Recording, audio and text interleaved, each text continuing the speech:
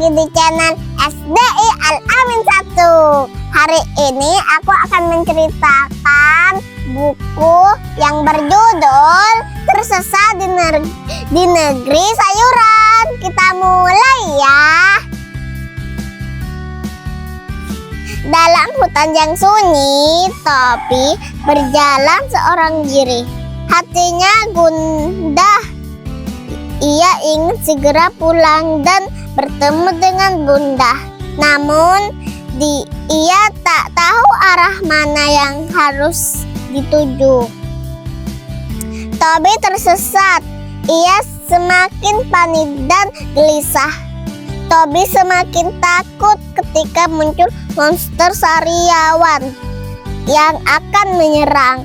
Tobi segera ingat pesan Bunda bahwa yang bisa mengalahkan monster sariawan adalah Pak Tomat.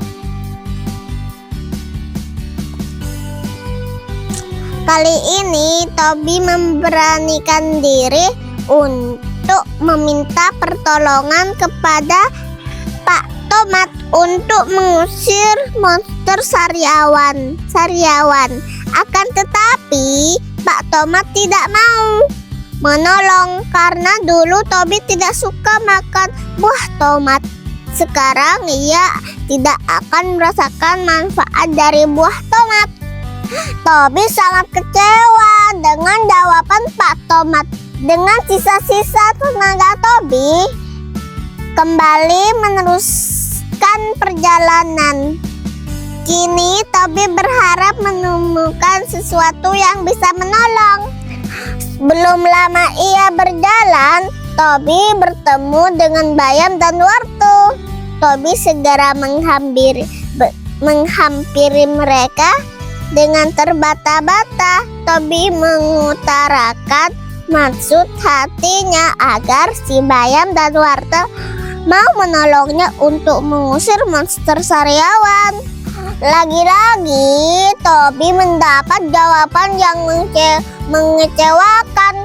Si Bayam dan Wartel tidak mau menolongnya karena Tobi tidak suka makan sayur Bayam dan Wartel. Kini Tobi akan mendapat manfaat dari Bayam dan Wartel. Karena kesal, Tobi mengayunkan kakinya ke arah Bayam dan Wartel hingga mereka jatuh berantakan. Merasa diperlakukan semena-mena, Bayam dan Wartel lari ke rumah Pak Terong. Sambil terengah-engah, Bayam dan Wartel melaporkan segala kejadian yang menimpanya. Mendengar berita itu, Pak Terong sangat marah. Pak Terong mengajak Pak Tomat, Bayam, dan Wartel untuk memberi pelajaran pada Tobi, si anak badung itu. Belum lepas dari kejaran monster sariawan, Tobi mendengar suara gaduh dari arah belakang.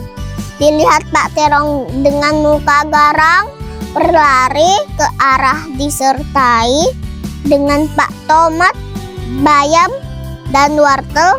Tobi segera lari tunggang-langgang dan tiba-tiba terperosok ke dalam jurang dan berteriak, "Wah!"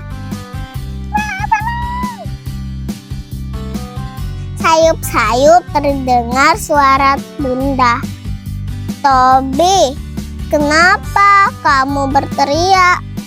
Ayo lekas ganti baju, makan siang sudah siap di meja makan," kata Bunda. Tobi segera bangkit dari lantai. Rupanya sepulang sekolah, Tobi membaca buku, cerita, dan tidur.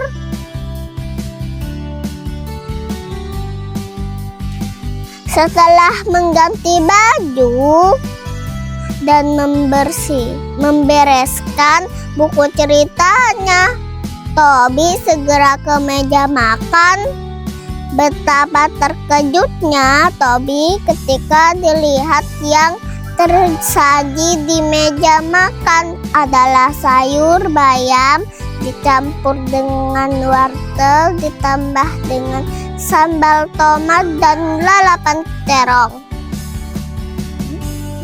Namun kali ini Tobi tidak berani lagi membuang sayurannya tersebut. Ia teringat akan mimpinya bahwa semua sayuran itu adalah karunia dari Tuhan yang harus disyukuri sehingga memberi manfaat pada tubuh kita.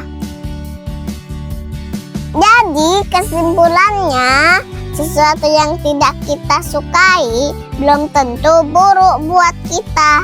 Bahkan bisa jadi akan memberikan manfaat yang baik untuk kita.